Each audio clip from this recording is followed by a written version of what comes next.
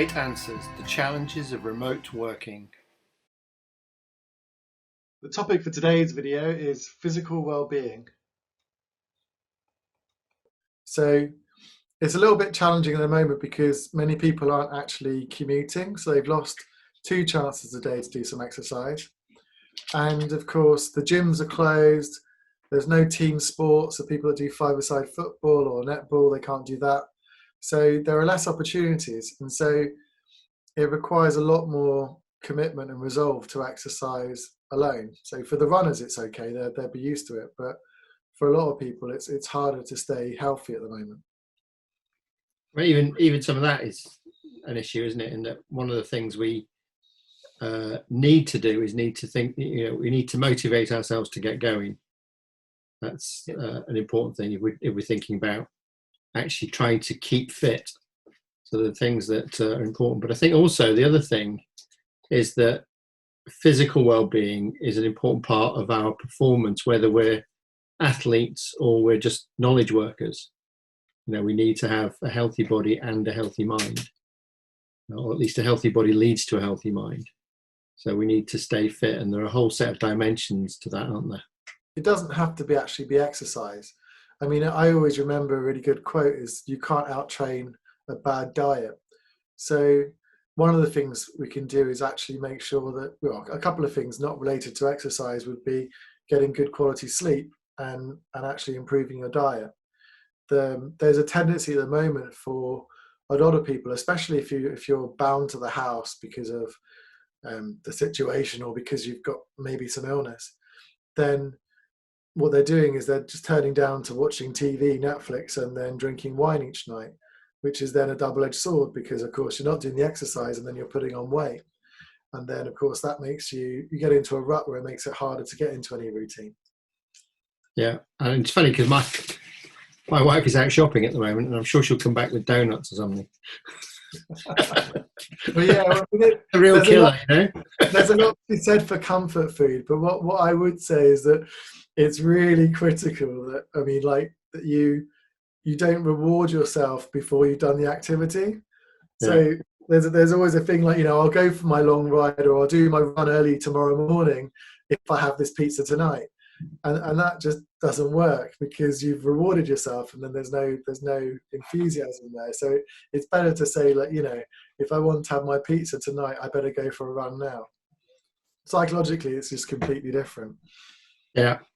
I think the other thing is also we need to think about just being healthy. For some people, that's a critical, or for all of us, it's critical to stay healthy. But actually, for some people, it's not possible always to get out to get fit. But actually, being healthy is important. And I guess one element of that is actually, thinking about listening to your own body. It's important, actually being aware of your body.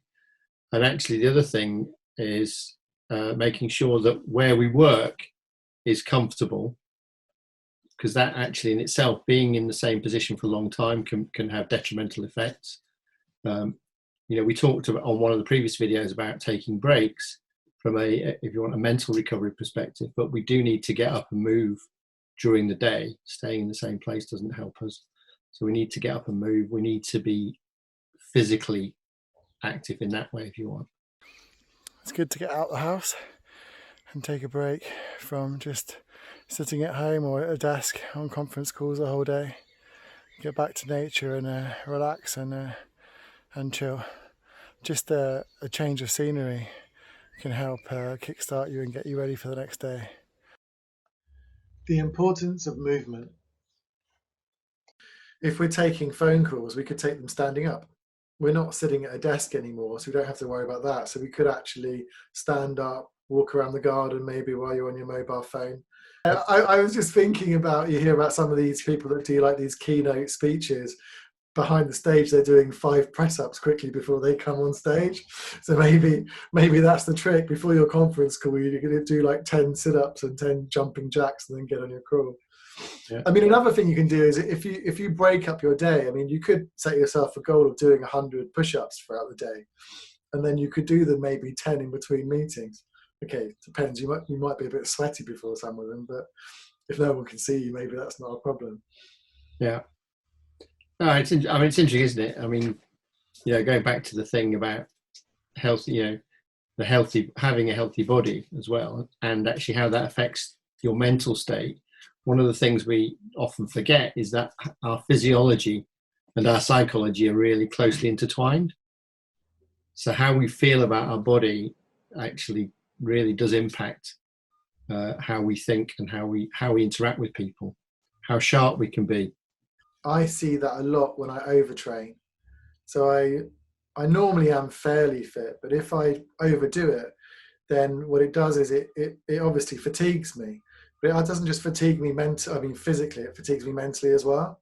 So I find it, first thing is I find it a little bit harder to get out of the bed. I find it harder to be enthusiastic about things and more irritable. And actually you can see this, and these are the signs. So you can see that there's a direct relationship between your physical health and your mental health straight away, because I see it instantly if I've overtrained. And there's another dimension of that is actually diet as well. So we know from research that actually different people react differently to the amount of sugar and fat that they take in. But actually, for many of us, eating too much sugar, too much fat might give us a very short-term boost, but longer term, it tends to make most people feel sluggish. Yeah, and also like large meals, or especially like with wine or something during the day, then you're going to be incapacitated for a bit, not drunk, but you're going to be feeling low and bloated, which is not helpful. So perhaps, I mean, there's a few things that perhaps we could do that we couldn't normally do if we're in an office. Is one, we could do lots of micro snacking, so like lots of small meals perhaps.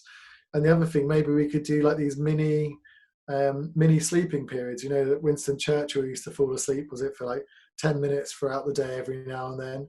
Maybe people could experiment doing that as well.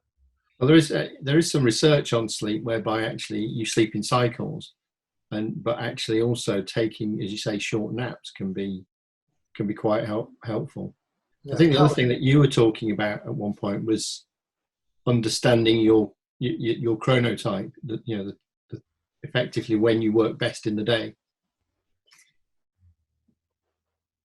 Yeah. So, and also, of course, that's related to diet as well. So, some people might feel very refreshed in the morning. They can do a couple of meetings before they eat, or they could do a run in the morning and then go for a meeting. Whereas others, have struggled to get up in the morning, and then they're better doing their exercise maybe midday as a break or in the afternoon. I think the main thing is if you're not used to exercising for the sake of exercising, then obviously you follow all the advice about building up slowly. There's a whole a lot of people are very binary, as in they either do no exercise and they do lots of exercise. And of course that's not sustainable, because you can't, mentally you can't deal with the fatigue and the stress of going from not doing any exercise to lots of exercise. But if you build up slowly, which is quite hard to do, then it's more sustainable. And I quite like the idea of doing challenges. So, I like the idea of aiming for, say, a half marathon or a marathon, or something that gives you some sort of target where you can see progress. And then, I once was running every single day for about half a year. You get into a commitment where you don't have any excuses. So you only have to run 10 minutes or say 2 kilometers, but you do it every day. Some days you might do a half marathon, but then the next day you just do the bare minimum. It's actually surprisingly works really well. But I think that the best part of it is that because you're sort of regimented, you sort of plan your day around when you're going to fit your run in to make sure you do it. And then however bad you're feeling, apart from obviously if you're very ill, you sort of put your shoes on, start running, and after 5 minutes you've done half of it already, so you can always complete it. That's a good point, isn't it? Because actually movement changes the dynamic, and it helps in sometimes the way you think. I found that going for a walk really helps. But it's interesting because actually in a working context, there have been quite a few high profile people who've promoted the idea of walking meetings as well. So actually the whole point of actually going and walking around the garden you mentioned earlier to take a phone call actually might be sometimes beneficial rather than just sitting at your desk and doing it. I mean, there should be less excuses now for not getting or trying to be healthy, because a lot of people are getting some time back from their commuting they're not normally doing. Mm. So it's just the question of, I think a lot of it comes down to, like you said, intent and planning. You should look forward to going for a run. You should look forward to go for a cycle. And actually the endorphins do help. You will get into this like runner's state of mind and get a runner's high, whatever, but it doesn't come instantly. Interestingly, I read about this runner's high because I've very rarely had it. And I think what they said was it should be challenging and not relaxing. So quite difficult. And you see a sense of achievement. So you're more likely to get it crossing a finishing line or running through a nice area. But you're unlikely to get it if you're not challenging yourself. So it has to be at quite a hard pace to actually get it. Yeah. Which is very similar to flow in a sense, isn't it? It needs to be something that matches your skill. With the challenge matches your skill, essentially. Many thanks for watching. We hope you've enjoyed this video. And if there's any way in which we can help you, please get in touch with us. Thanks.